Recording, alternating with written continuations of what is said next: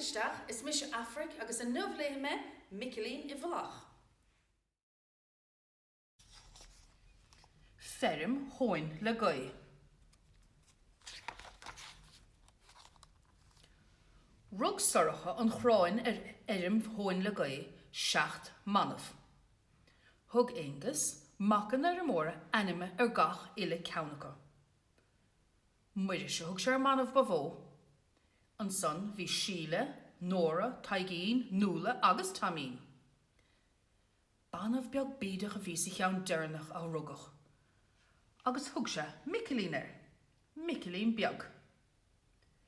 Bhí Micilín chomh lagsan nach raibh sé ábhalt a baine rúla na bháthir, mar dhéanana banaí eile.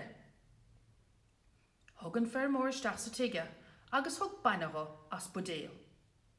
Chur Angus sobtaí ag Seán agus dhéan sé leaba chlóracha a neice leis an sorann.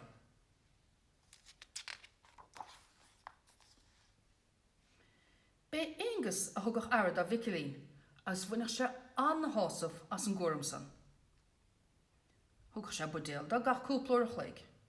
Church sé 3 uair sa Seán, as nó bhíoch an lága deas, thugach sé macha i gimmert fan rian.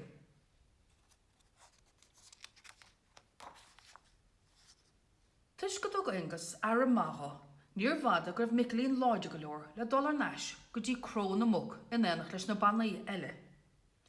Chur soracha fáilte móraimis nuair a tháinig sé rais. Chuig Angus go dtíon cró an tránónasan le cinntú greibh gachad a gceart. Bhí Micilín an chola go sábh as é cuachta isteach i measca bhí thárachas a bhfuaircha. Bhí sé chóseascar le lochaí na stáca.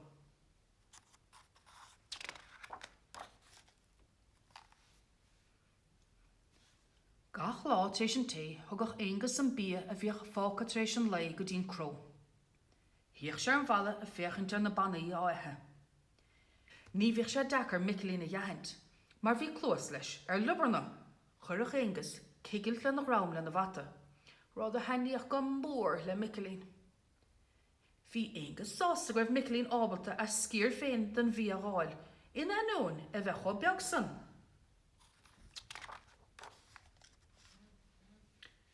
Tránó na bháin agus é léamh de nús gan bhaile, thoscail Angus dar san chrót a hímpist. Arún pó buise, ren na muca beag amach agus gach an scrad áthais asta. Buineach getas Angus. Tugad í arás, a bhéig sé. Ach, faoi ná mar raibh get an chró dúntaige chun an chráinich mead a stig, bhíad banaí go léis methe as rairc.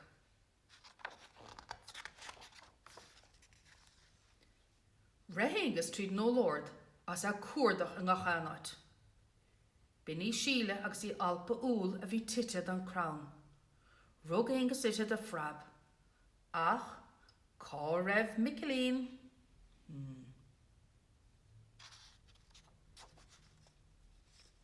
An son chuala se na cearca gocarsach agus i grágáil. Cad a bhí aráca? A nán leis go dtí cró na gcearc.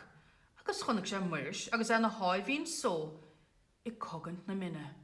Ach, cá raibh Micilín.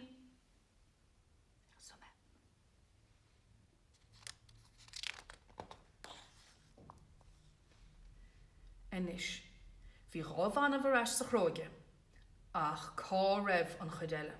Go toban chuala sé screach áthais i techt ó lacháin na lachan. Siúdiad Nóra agus Taigín ag ónfort sa floda. Bhí sé dechar ar Angus brethra, mar bhí siad clúdathe le ploda, as níor bhada go raibh sé féin mar chéile. Ach, cá raibh Micilín. Mar sé san deir a fírt an grán.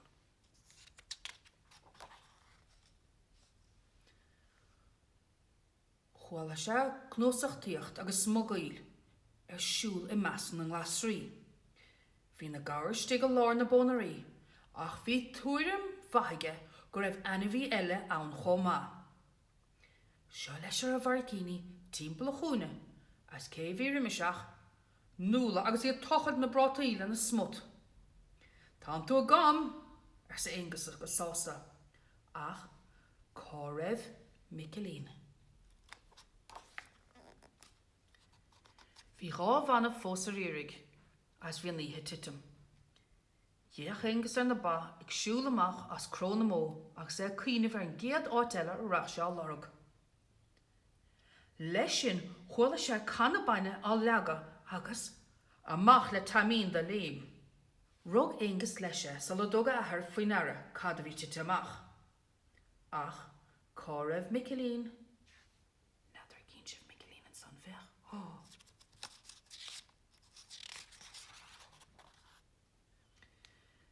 Bhí sé róghairach inis le dul a cuardach níos mó.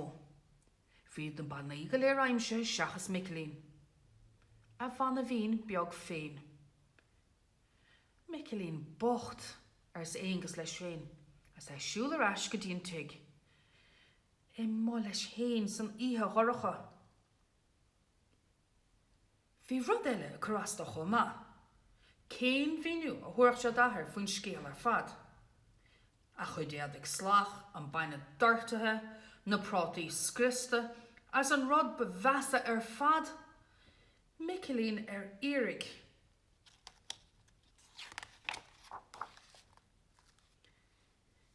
Ní raibh aine rimis sa chisin bach sa dia. nó an raibh. Chuala sé sranna sásta i teacht an gisán sa Dhuibhne.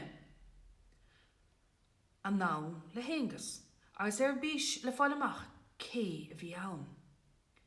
Bine an sanna Micilín é sméartha le ploda as nach ná codalta i measc na bradlíní bána. Ian héngas manga gáide agus leanna sé leis amach as i gistin. Bucha me leis cadeirech éinis. Bhí Micilín slán sa bhálta. Slán Foilín!